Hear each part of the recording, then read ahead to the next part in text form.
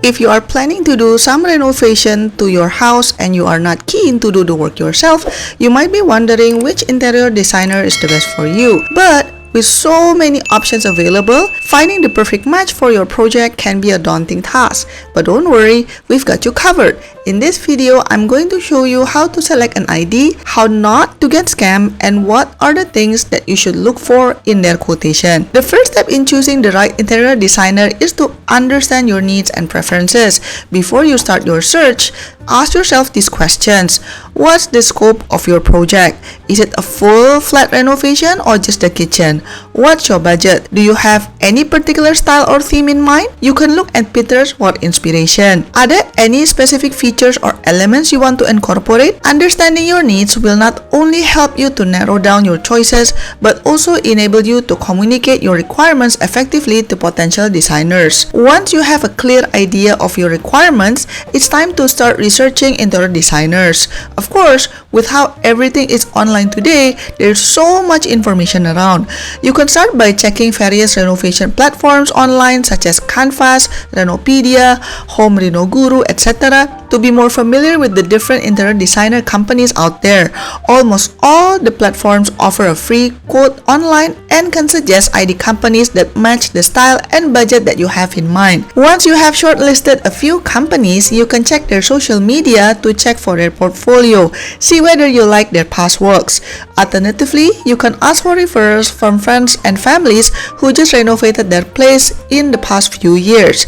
There are several watch-outs though. Number 1, be careful if your property agent recommends you to a certain ID company. And they don't do this from the kindness of their heart, you know. Usually, they will get additional commission from the ID to promote them. And then second point is, read online reviews with a pinch of salt. I know that this sounds obvious, but don't believe everything that you read online. Some ID companies encourage their clients to write nice things about them, and some even sue their clients for a bad review. I'm not kidding. This actually happens in Singapore.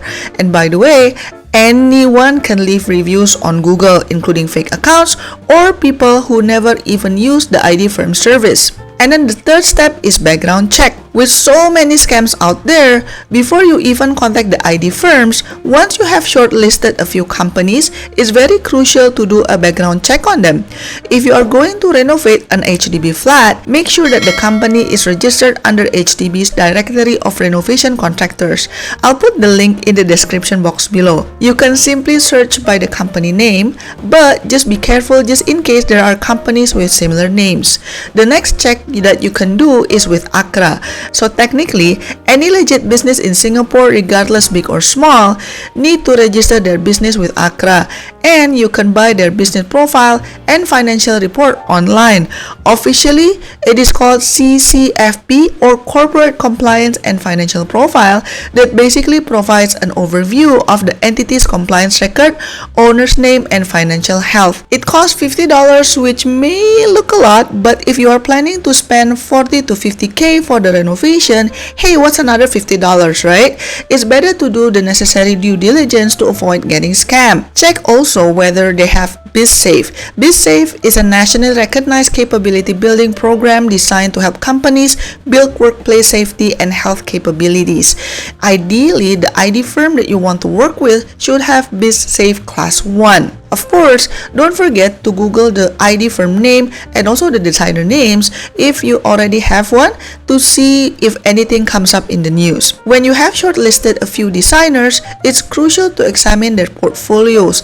Look for projects that match your style and requirements. Pay attention to the quality of their work, attention to detail, and also consistency.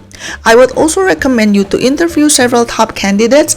Don't just talk to one ID firm. Talk with a few of them so you can compare the quotes. Considering this involves a lot of money, I highly recommend requesting a face-to-face interview instead of just a Zoom call, so you can also read their body language and mannerism just in case there are any red flags. Be prepared that all of these firms will ask how much is your budget during the meetup. Please discuss with your family how much money you are willing to commit commit in advance, then reduce the amount when you talk to the ID. For example, let's say if you are willing to spend 80k for the renovation, don't say 80k during the interview.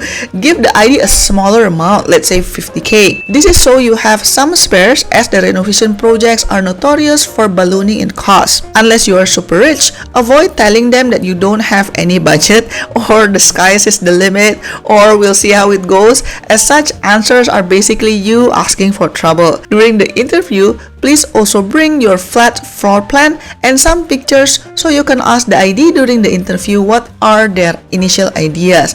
Pay attention to how they answer your question. Are they being pushy? Are they listening to you?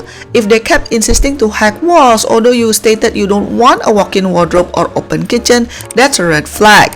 Hacking walls are ID's favorite because they can get more profit from such project. By the way, if you don't have your flat floor plan and it's an HDB, you can buy it online from HDB for about $5. I'll put the link in the description box down below. Here are some questions that you can ask during the interview with the ID firm. Can you provide a project schedule? The reason why a project schedule is important is because it will be handy for you to have something in writing that is indicative of what are the things that are supposed to get done by when. If they seem reluctant or give you a vague answer as to why having a schedule is not possible, then that's a red flag. The next question you should ask is, how many projects are you currently handling and at which stage are these projects already in? If the ID is overloaded, this might impact the level of attention the person will put into your house. By the way, if the ID does have some projects that are in progress and almost completed, ask whether it's possible for you to view them so you can see the quality of the work right before your eyes. If they squirm and insist that you just refer to the photos on their portfolio, beware, because there's no guarantee that those pictures are really from a past project that ID handled. Will you be providing renders? If so, how many reviews and amendments are allowed? The renders will give you a better picture of the reno's possible outcome. The next question is, do you have an HDB license and BIS Safe Class 1? Ideally, this is something that you should check yourself online as part of the ID's background check. But even if you have, there's no harm in double checking it during the interview process. You can also ask, how long have you been working as an ID? Or alternatively, you can ask, how many renovations have you handled as an ID? The more experience they have, then the more seasoned they are in dealing with problems. However, there's no guarantee that they will give you an honest answer. After the interview, if you look interested, usually the ID firms will send their quotations. There's no standard or template for quotations, but here are the things you should watch out for. The contract should clearly indicate what items are excluded. For example, kitchen sinks and faucets are generally not provided, but a shady ID might not state it upfront. The quote should clearly indicate quantities and also dimensions. This will give you a better overview if your ID asks to order additional quantities down the line. For example, if they don't have enough tiles, you should also request for waste percentage for the materials. Clarify what tile type falls under the tiling line item. You need to know whether there will be additional cost if the tile selection is larger than the standard size and if there is any labor fee difference. Please also read through the terms and conditions to make sure you are okay with it. For example, what will happen if the renovation scope changes? What is the defect liability period? This is typically 1 year, but you cannot assume. Be sure it states how long and what it covers. Regarding payment, typically renovation payment is by milestones. Unfortunately, there's no standard, but here's a sample of a payment schedule that I feel is fair for both the homeowner and the IDs. If the firm is asking for a very high percentage of down payment, that's a red flag. There are so many horror stories of scammers running away after getting paid without completing the renovation. If you want to know how to save money on renovation, please click the link in the description box below as I have discussed it in a separate video. Don't forget to like and subscribe. Bye bye!